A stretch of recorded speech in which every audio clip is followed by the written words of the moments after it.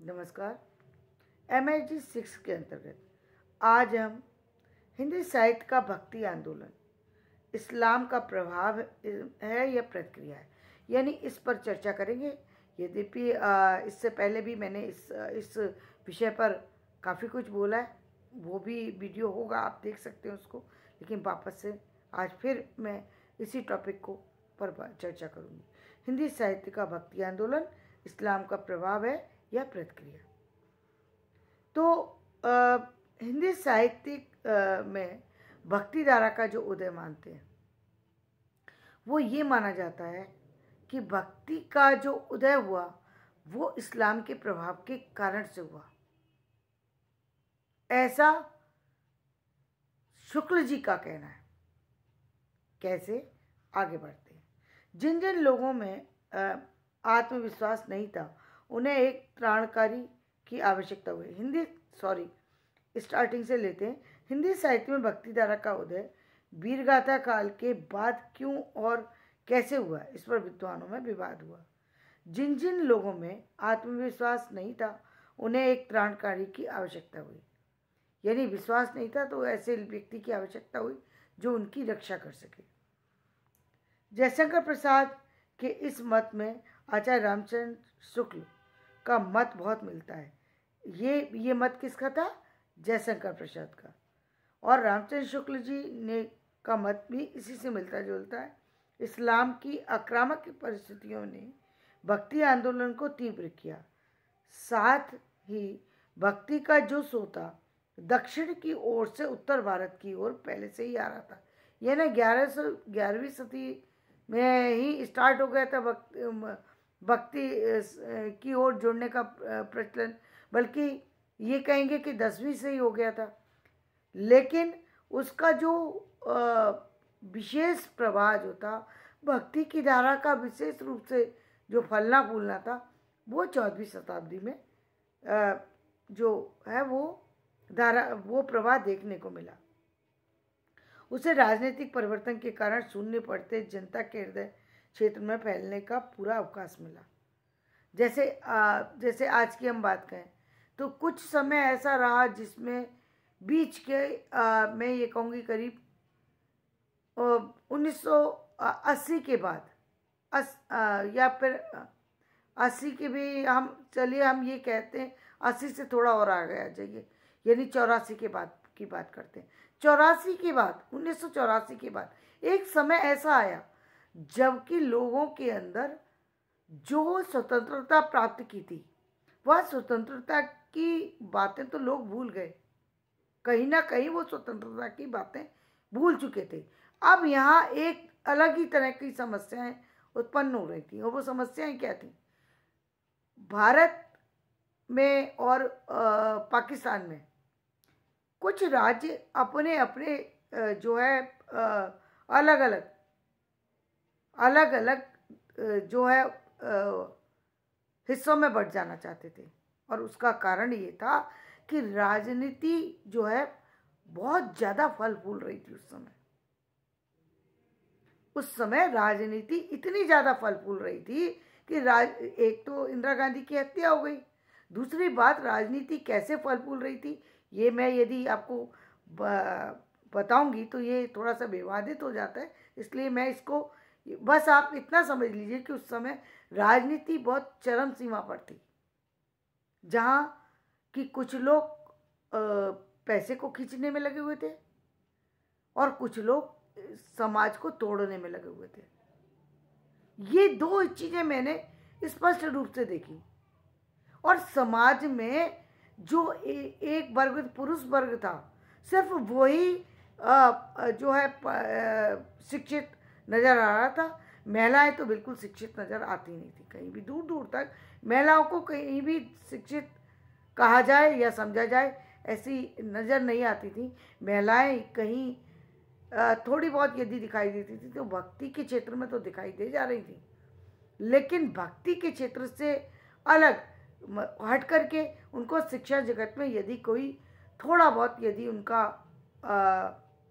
ये कहें योगदान था तो वो शिक्षा जगत के छोटे लेवल पर, यानी ये कहेंगे स्कूल लेवल पर। वहाँ पर थोड़ी बहुत महिलाएं निकल करके सिर्फ वहाँ से जुड़ी हुई थी, स्कूल कॉलेजों तक जुड़ी हुई थी, लेकिन उनको सिर्फ स्कूल कॉलेज के एजुकेशन से, अपने सब्जेक्ट की नॉलेज के आगे किसी चीज़ की ना तो जानकारी थी, ना वो जानकारी लेना चाहती थी। उनको कोई मतलब नहीं पड़ता था कि समाज के अंदर क्या हो रहा है। वो इस तरह की शिक्षा उस समय से इस तरह की शिक्षा में बंधी हुई थी। और जो समाज के जो पुरुष वर्ग था, उसमें भी जो शिक्षित लोग थे, उनकी जो स्थिति थी वो 40% ही हमारा समाज ऐसा था जो शिक्षित कहलाने लायक था। बाकी जो 40% थे वो शिक्षित होते हुए अशिक्षित जैसे थे। वो शिक्षित होते हुए यानी 80% हमारे यहाँ के जो कहेंगे कि समाज के लोग जो थे वो शिक्षित थे, लेकिन 40% जो शिक्षित थे वो वाकई शिक्षित थे, 40% शिक्षित होते हुए अशिक्षित थे, 20% वो लोग थे जो शिक्षा से कहीं जुड़े ही नहीं थे, क्योंकि 40% वो लोग थे जो ग्रामीण संस्कृति से निकल करके या नीची जाति से निकल करके उन्होंने शिक्षा तो ले ली, लेकिन शिक्षा लेने के बाद भी कहीं ना कहीं वो पीछे, बहुत पीछे थे, बहुत पीछे थे। ना तो वो समाज के सामने खड़े होकर के कोई बात रख सकते थे, ना ही समाज उनको बोलने की शक्ति प्रदान करता था, और ना ही इस तरह की स्थितियां थी कि जिसमें वो कुछ कर के कुछ ऐसा नया दिखाते जिसमें कोई उनको जाना या माना जाता। कुछ ऐसी स्थितियां पैदा हो गई थी समाज के अंदर जहाँ पर लोग अपने आप को बचाव करने में लगे हुए थे।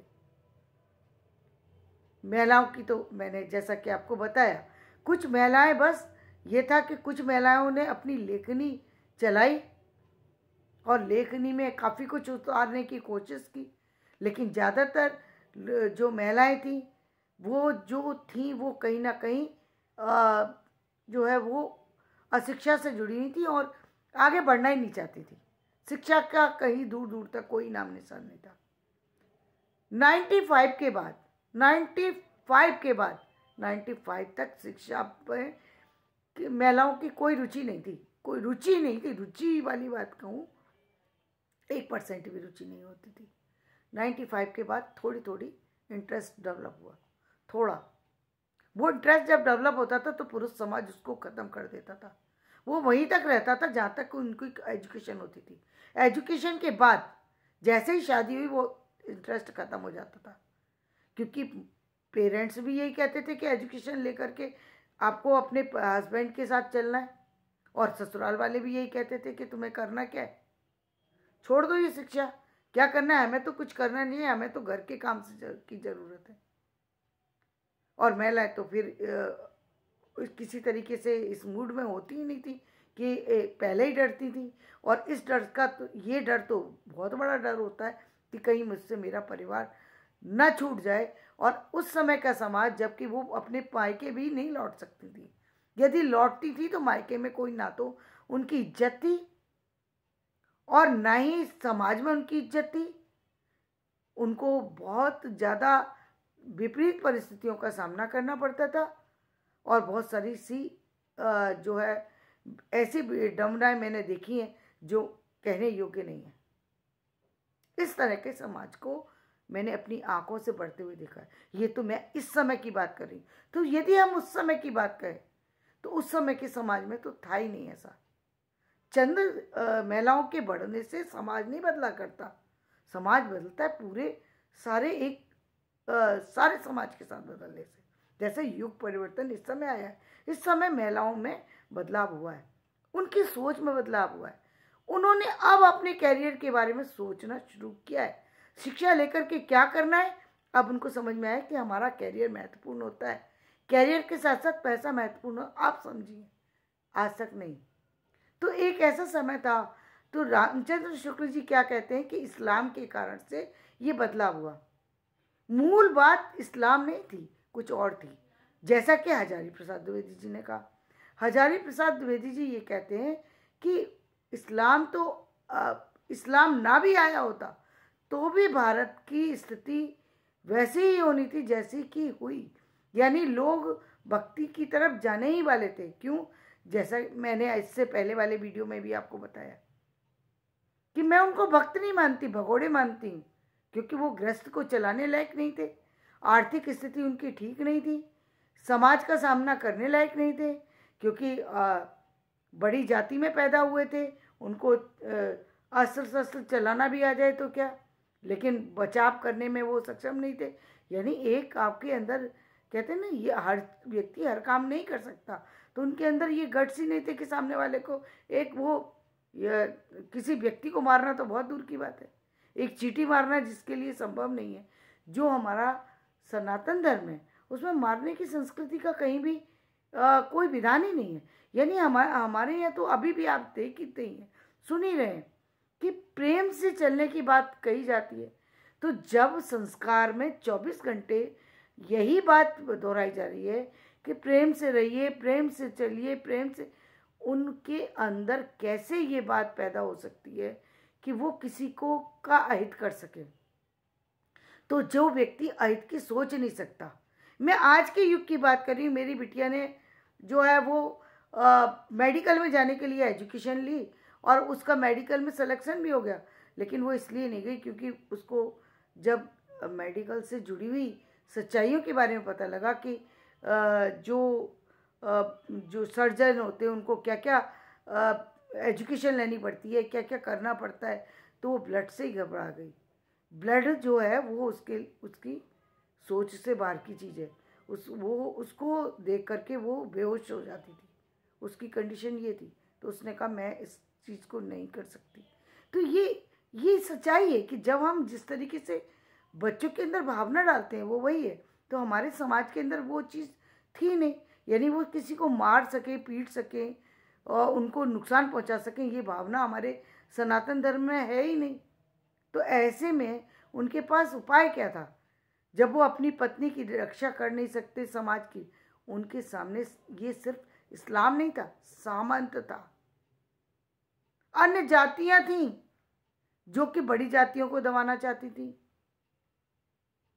एक तरफ और भी तरह की स्थितियां थी जिनके कारण से, यानी एक तरफ और तरह की स्थितियां ये कि उनके अंदर यदि कोई परिस्थिति आ जाए, अकाल पड़ जाए या कोई और बाढ़ आ जाए, तो उनके पास ऐसी साधन नहीं थे जहां वो अपने परिवार को बचा सकें, यानी परिवार को लेकर के सुरक्षा प्रदान कर सके। ये उनके पास ये सोच भी नहीं थी और ये साधन भी नहीं थे। यानी आज भी गाँव की स्थिति ये, यदि गवर्नमेंट उनको दूसरी जगह ना शिफ्ट कराए, हर एक के पास तो गाड़ी होती नहीं है, तो वो दूसरी जगह जा भी नहीं सकते। किसी आसपास के जगह में जाना चाहें, उनको मालूम भी हो जाए, तो वो नहीं पहुंच सकते। तो उस समय